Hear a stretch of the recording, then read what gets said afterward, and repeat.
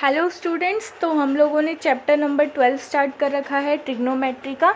Last lecture में हमने method of differences पढ़े थे, जिसमें हमने समेशन ऑफ सीरीज़ निकाला था मेथड ऑफ डिफरेंसेस की हेल्प से। इस लेक्चर में हम एक न्यू टर्म, एक न्यू मेथोडोलॉजी सीखने जा रहे हैं, जिसका नाम है C+I/X मेथड ऑफ समेशन।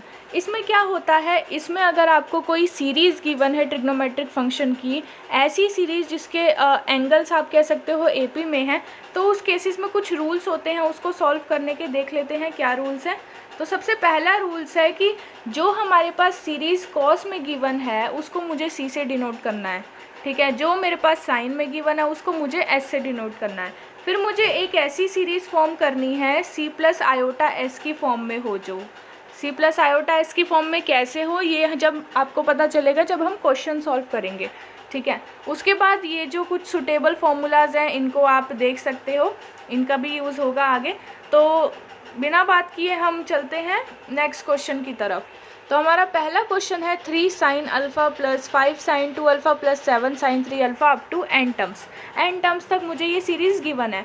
अब क्योंकि ये सीरीज़ साइन में है तो मैंने इसको डिनोट कर दिया s से, और ये वाली सीरीज़ का ही मैंने अल्टरनेट बना दिया कॉस में, और उसको मैंने डिनोट कर दिया C से।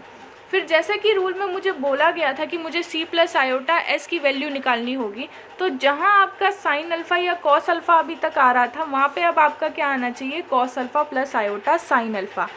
ये होती है हमारी C+I/S समेशन ऑफ सीरीज़, ठीक है। इसमें हम वैल्यूज़ पुट करेंगे direct up to n terms. उसके बाद हम यहाँ पे बहुत इंपॉर्टेंट थ्योरम लगा रहे हैं, उलर्स थ्योरम। उलर्स थ्योरम क्या होता है, बहुत बार बता दिया है, cos theta plus iota sine theta जो होता है हमारा वो e⁻I थीटा के इक्वल होता है। ये उलर्स थ्योरम कहता है, ठीक है। अगर आपको उलर्स थ्योरम की वीडियो देखनी है तो मैं उसका लिंक भी आपको डिस्क्रिप्शन में डाल दूँगी, ठीक है।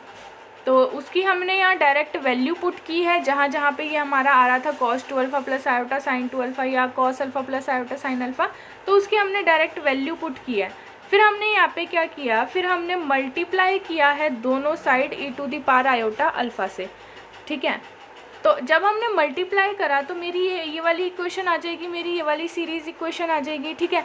तो अब मल्टीप्लाई करने के बाद मेरे पास दो इक्वेशन आ गई, एक तो मेरे पास जो C+I/S में गिवन थी, और एक मैंने जो मल्टीप्लाई करके फाइंड आउट की। अब मैं क्या करूँगी, ये जो मेरे पास सेकेंड वाली इक्वेशन आई है इसको मैं फर्स्ट वाली से सब्ट्रैक्ट कर दूँगी, माइनस कर दूँगी। तो जब मैं इसको सब्ट्रैक्ट करूँगी तो मेरे पास ये आ जाएगा, LHS में मेरे पास ये आ जाएगा, और RHS में हाफ टर्म्स कैंसिल आउट हो जाएंगे, तो ये बच जाएगा आप लोगों के पास, ठीक है। उसके बाद आप इसको सिंप्लीफाई करोगे, इसको सिंपल सॉल्व करोगे तो आपका ये आ जाएगा, ये वाला टर्म। फिर उसके बाद हमने यहाँ पे क्या किया, ये जो मेरे पास 1 माइनस e⁻I है, इसमें से मैंने कॉमन ले लिया माइनस e⁻I। तो यहाँ पे तो 1 आ जाएगा, लेकिन यहाँ पे क्या बचेगा, माइनस e⁻I।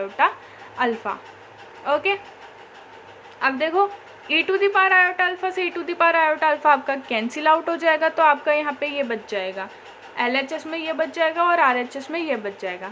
अब क्योंकि मुझे वैल्यू किसकी निकालनी है, मुझे C+I/S की वैल्यू निकालनी है, तो मैं क्यों ना इसको दोनों साइड डिवाइड कर दूं 1 माइनस e⁻I से। तो मैंने यहाँ पे भी डिवाइड कर दिया 1 माइनस e⁻I से, और यहाँ पे भी डिवाइड कर दिया। तो जब यहाँ पे डिवाइड किया तो यहाँ पे सिर्फ और सिर्फ क्या बचेगा, C+I/S बचेगा, ठीक है।